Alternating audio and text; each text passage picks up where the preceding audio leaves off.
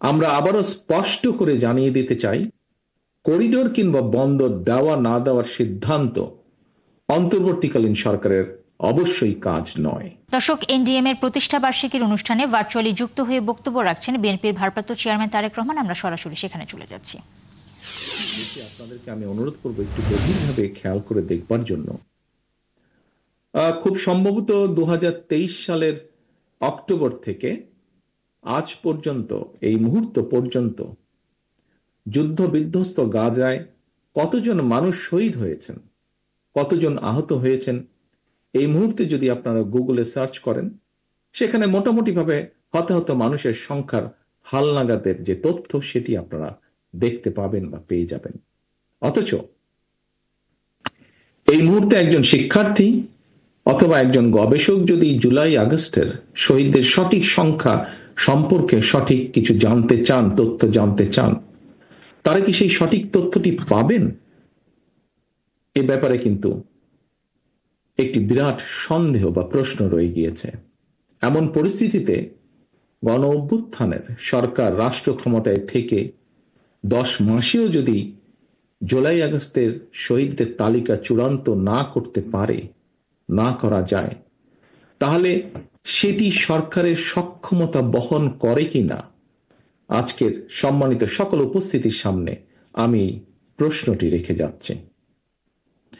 এখানে আরেকটি প্রশ্ন এসে দাঁড়ায়, সেটি হচ্ছে, সরকার কি তাহলে হতাহতদের ব্যাপারে উদাসীন, নাকি ক্ষমতার মোহে আচ্ছন্ন? এটিও আজকে বহু মানুষের, দেশের বহু মানুষের একটি বড় জিজ্ঞাসা। সম্মানিত অতিথিবৃন্দ, সম্মানিত সভাপতি, জুলাই আগস্টের হতাহতদের সঠিক তালিকা তৈরি করার চেয়েও অন্তর্বর্তীকালীন সরকারের কাছে করিডোর প্রদান কিংবা বন্দর ব্যবস্থাপনা বিদেশের হাতে তুলে দেওয়াটাকেই বেশি প্রাধান্য বলে মনে হচ্ছে, বা তারা বেশি প্রাধান্য দিচ্ছেন বলে মনে হচ্ছে। আমি একই সাথে এই ব্যাপারে সভাপতি সাহেব তার বক্তব্যে যা বলেছেন, তার সাথে একই সুরে সুর রেখে বলতে চাই, আমরা আবারও স্পষ্ট করে জানিয়ে দিতে চাই, করিডোর কিংবা বন্দর দেওয়া না দেওয়ার সিদ্ধান্ত অন্তর্বর্তীকালীন সরকারের অবশ্যই কাজ নয়। এই সিদ্ধান্ত নেবে জনগণের ভোটে নির্বাচিত জাতীয় সংসদ বা জনগণের ভোটে নির্বাচিত সরকার। বর্তমান অন্তর্বর্তীকালীন সরকারের আইনগত এবং রাজনৈতিক বৈধতা নিয়ে হয়তো কোনো প্রশ্ন নেই, তবে এই সরকার কোনোভাবেই জনগণের কাছে জবাবদিহিমূলক সরকার নয়। সুতরাং অন্তর্বর্তীকালীন সরকারের কাছে জনগণের ভোটে জনগণের কাছে জবাবদিহিমূলক সরকার প্রতিষ্ঠাই প্রথম এবং প্রধান অগ্রাধিকার হতে হবে। সম্মানিত সভাপতি, সম্মানিত অতিথিবৃন্দ, সম্মানিত উপস্থিত নেতৃবৃন্দ, সরকার জাতীয় রাজস্ব বোর্ড এনবিআর এর সংস্কার শুরু করেছে। এনবিআর সংস্কারের প্রয়োজনীয়তা নিয়ে আমাদের হয়তো কারোরই কোনো তেমন দ্বিমত নেই, কিন্তু সংশ্লিষ্টদের সঙ্গে আলাপ আলোচনা এবং সুষ্ঠু পরিকল্পনা এবং পরিণত চিন্তা না করে তড়িঘড়ি করে সংস্কার শুরু করে দেওয়ায় কিন্তু পুরো বিষয়টি হিতে বিপরীত হয়েছে, যা এরই ভিতরে আমরা পত্রপত্রিকার মাধ্যমে, সংবাদপত্রের মাধ্যমে পরিষ্কারভাবে দেখতে পাচ্ছি। প্রতিষ্ঠানটির কর্মকর্তারা সংস্কার প্রস্তাবনা এবং পদ্ধতি সম্পর্কে ভিন্ন মত পোষণ করে এরই ভিতরে কিন্তু প্রতিবাদ কর্মসূচি পালন করছেন। এনবিআর এর চলমান কর্মসূচির ফলে যথাসময়ে নিয়মিত রাজস্ব আদায় কার্যক্রম বন্ধ রয়েছে।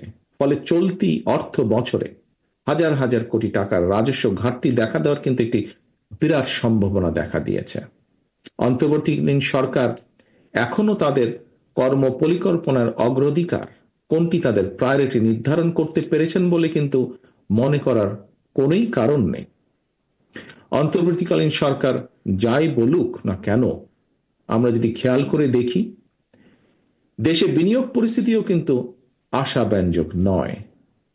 সরকারকে আমরা দেখেছি ব্যাপক আয়োজনে বিনিয়োগ সম্মেলন করলেও কাঙ্ক্ষিত বিনিয়োগ কিন্তু আসেনি। দেশি কিংবা বিদেশি বিনিয়োগ পরিবেশের জন্য রাজনৈতিক স্থিতিশীলতা এবং স্থিতিশীল একটি সরকার অত্যন্ত গুরুত্বপূর্ণ। এই বিষয়ে এখানে উপস্থিত সম্মানিত সভাপতি সহ উপস্থিত অতিথিবৃন্দ কেউ দ্বিমত পোষণ করবেন না, আমি দৃঢ়ভাবে বিশ্বাস করি।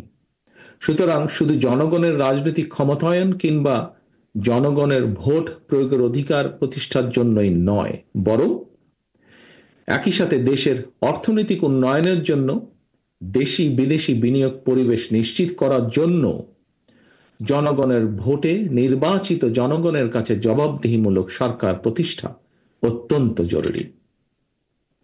প্রিয় রাজনৈতিক সহকর্মীবৃন্দ, নানা রকম আলোচনা সমালোচনা থাকলেও গণতান্ত্রিক বিশ্বে কিন্তু শেষ পর্যন্ত রাজনীতিবিদরাই রাষ্ট্র পরিচালনা করেন। জনগণকে সঙ্গে নিয়ে জনগণের সঙ্গে থেকে রাজনীতিবিদ এবং রাজনৈতিক দলগুলো রাষ্ট্র পরিচালনার দায়িত্ব পালনের জন্য নিজেদেরকে প্রস্তুত করে থাকেন। এটি গণতান্ত্রিক বিশ্বের রীতি। সরকার কিন্তু কোনো একটি এলিট ক্লাব কিংবা কর্পোরেট প্রতিষ্ঠান নয়। সরকার অবশ্যই একটি রাজনৈতিক প্রতিষ্ঠান।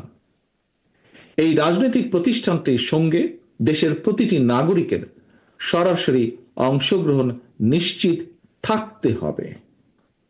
গণতান্ত্রিক রাজনৈতিক সংস্কৃতি এবং ব্যবস্থাকে উপেক্ষা করে যদি বিরাজনীতিকরণকে উৎসাহিত করা হয়, তাহলে হয়তোবা কোনো ব্যক্তি বিশেষ লাভবান হলেও হতে পারেন, কিন্তু শেষ পর্যন্ত রাষ্ট্র, গণতন্ত্র এবং গণতান্ত্রিক জনগণই ক্ষতিগ্রস্ত হয়। প্রিয় রাজনৈতিক সহকর্মীবৃন্দ, একটি রাজনৈতিক দল রাষ্ট্র পরিচালনার জন্য ধীরে ধীরে কিভাবে নিজেদেরকে প্রস্তুত করে থাকেন, এর একটি ছোট্ট উদাহরণ আপনাদের সামনে আমি তুলে ধরে আমার বক্তব্যকে শেষ করে আনতে চাই। আমরা সকলেই জানি, পতিত পরাজিত পলাতক স্বৈরাচার লুটপাট, দুর্নীতি আর টাকা পাচার করে দেশের ব্যাংকিং খাতকে বলা যায় প্রায় ধ্বংস করে ফেলেছিল। এই ব্যাংকিং খাতকে সংস্কার করার জন্য এনডিএম 22 দফা সুপারিশমালা প্রস্তুত করেছে। এর মধ্যে 9টি দফা অগ্রাধিকার ভিত্তিক সুপারিশ। এনডিএম এর এই 9 দফা সুপারিশ আমার দেখার সুযোগ হয়েছে। সুপারিশগুলোকে আমার কাছে সময় উপযোগী এবং যৌক্তিক মনে হয়েছে, বাস্তবধর্মী মনে হয়েছে। তবে এই যে বিষয়টি যেটি বললাম 9 দফার, বা এই যে অর্থনৈতিক যে ব্যাংকিং সেক্টরে এনডিএম এর যে প্রস্তাবনা, এই বিষয়টি এখানে বলার মূল লক্ষ্য বা উদ্দেশ্য হচ্ছে প্রতিটি রাজনৈতিক দল এভাবেই দল এবং সরকার পরিচালনার দায়িত্ব পালনের জন্য রাজনৈতিক প্রক্রিয়ায় ধীরে ধীরে নিজেদেরকে প্রস্তুত করে তোলে। নিজ নিজ দলের আদর্শ, উদ্দেশ্য এবং প্রস্তাবনার পক্ষে জনগণের ম্যান্ডেট নেয়। জনগণের ম্যান্ডেট পেলে রাষ্ট্র এবং সরকার পরিচালনার দায়িত্ব পালন করে। সুতরাং বিরাজনৈতিকরণ নয়, বরং দেশে গণতান্ত্রিক রাজনৈতিক দল এবং গণতান্ত্রিক বিধিবিধান এবং রীতি পদ্ধতিগুলিকে বরং শক্তিশালী করা অত্যন্ত জরুরি। দেশের সাংবিধানিক প্রতিষ্ঠানগুলোকে শক্তিশালী করা অবশ্যই অত্যন্ত প্রয়োজন, এবং এই জন্য প্রয়োজন গণতান্ত্রিক চর্চা। অন্তর্বর্তীকালীন সরকারের প্রতি আবারও আহ্বান জানিয়ে বলবো, পরিস্থিতি অযথা ঘোলাটে না করে জাতীয় নির্বাচনের সুস্পষ্ট তারিখ ঘোষণা করুন। জনগণের ভোটে জনগণের কাছে দায়বদ্ধ সরকার প্রতিষ্ঠা করা না গেলে পতিত পলাতক স্বৈরাচারকে মোকাবেলা করা সহজ হবে না।